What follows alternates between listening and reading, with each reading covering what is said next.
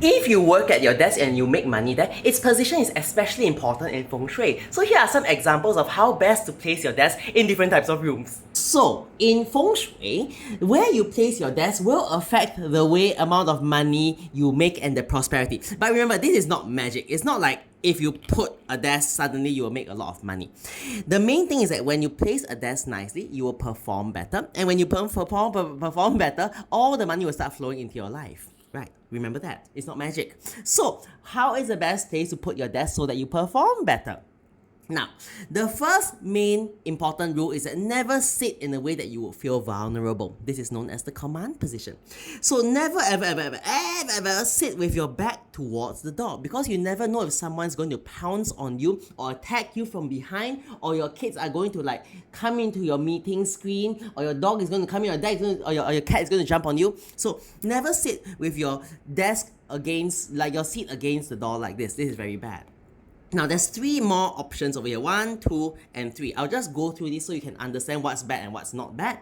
So this way, you don't have your back towards the door. So great. However, you are very close to the door. So the door itself presents a lot of movement and energy and distraction. So you're right in front of it, you will be distracted. Normally, the command position of a room is further from the door, further from the vulnerable things. Then we have this option here. Now this is in a nice spot in the room, but you're still vulnerable because the door is behind you, so people can still attack you from behind. So this is not great either.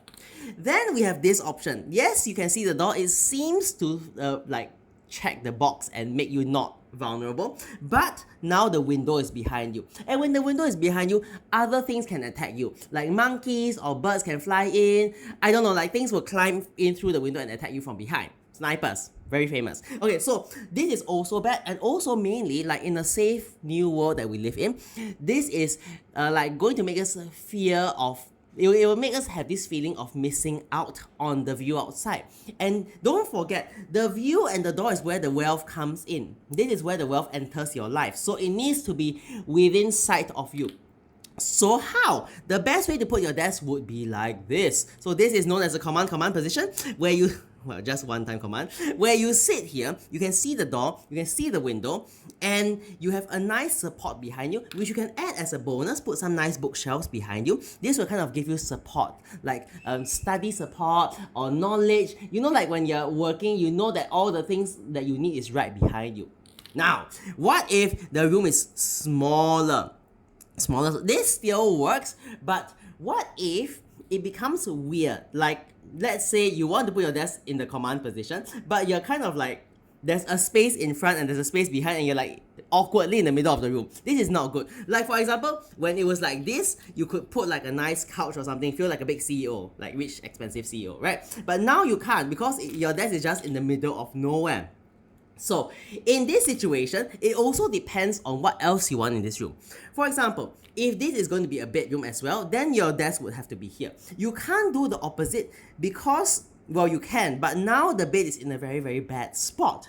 So, when you have constraints like this, no choice, your desk will be over here. Let's say you don't have this constraint. There's no bed. Your desk could be anywhere. Between this and this, like I said, this one is bad. This one is bad. So we have 2 options between this, and let's say you find this silly, you don't want to do that. Fine. Which is better? Now this is determined by what's actually outside the door. If this is a nice calm view, just the last room, and no one will ever come here, you can totally put your desk like this, bookshelves over here, you get a nice spacious office. But if this is a long corridor with lots of movement, people coming in, your kids running in all the time, it becomes very distracting. And let's say in your household you can't close the door, you need to leave the door ajar because your cat needs to come in, I don't know, then it might actually be better for your desk to be here.